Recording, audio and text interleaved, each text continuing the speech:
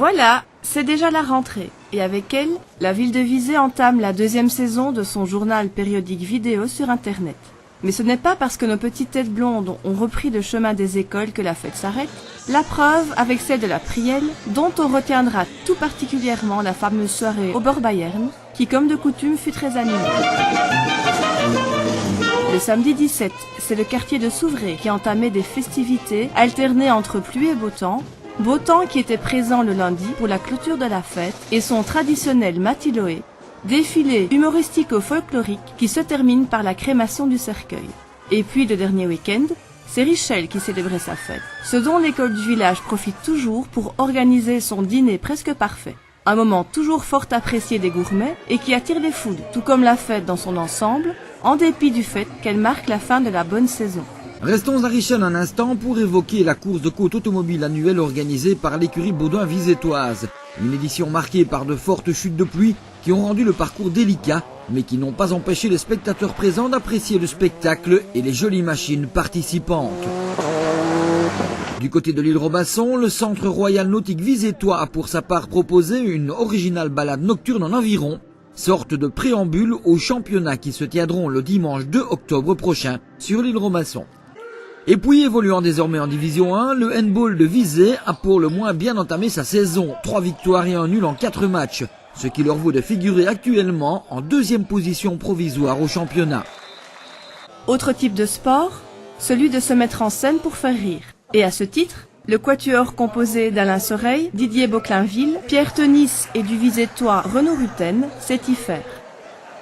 Son spectacle, La bande de Liégeois en retraite, donné à 3 reprises en une salle des tréteaux à chaque fois comble, a en tout cas rencontré un franc succès. Dans un autre genre, c'est au Sépulcrine qu'Hervé Borbet exposait ses œuvres. En guise de cerise sur le gâteau, l'ancien claviériste du groupe Machiavel a offert un concert de piano à l'assemblée présente lors de la soirée inaugurale.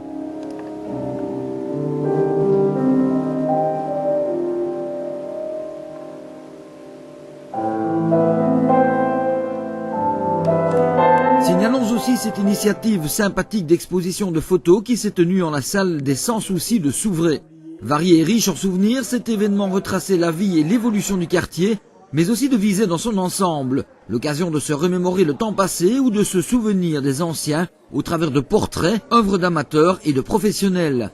Et des souvenirs, le musée régional d'archéologie et d'histoire de Visé en regorge, et désormais, ils seront d'autant mieux mis en valeur et appréciés que la rénovation des lieux est terminée.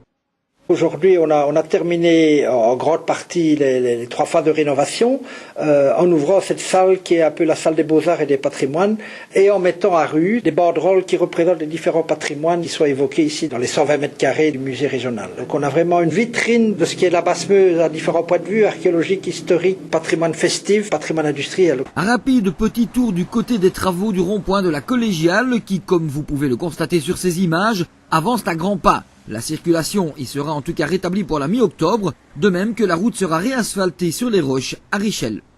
Ultime petite note aux relents estivaux, une 50aine de personnes a déserté la cité de Loie pour une dizaine de jours de vacances en bord de mer Égée, ceci dans le cadre du voyage en Turquie organisé par la ville. Pour rappel, l'année se terminera par la descente des alpages à Annecy début octobre et la croisière sur le Danube du 9 au 13 décembre. Et pour terminer, nous voudrions féliciter les gagnants du grand jeu de l'été organisé par l'Office du tourisme de la Basse-Meuse avec la précieuse collaboration des commerces participants. Sur la plus haute marche, mademoiselle Enoa Royen, d'Oupey, s'est ainsi vue remettre une enveloppe de bons d'achat d'une valeur de 1 000 €. Le journal périodique Visétois de la rentrée 2011 est terminé. Rendez-vous dans un mois pour le journal du mois d'octobre.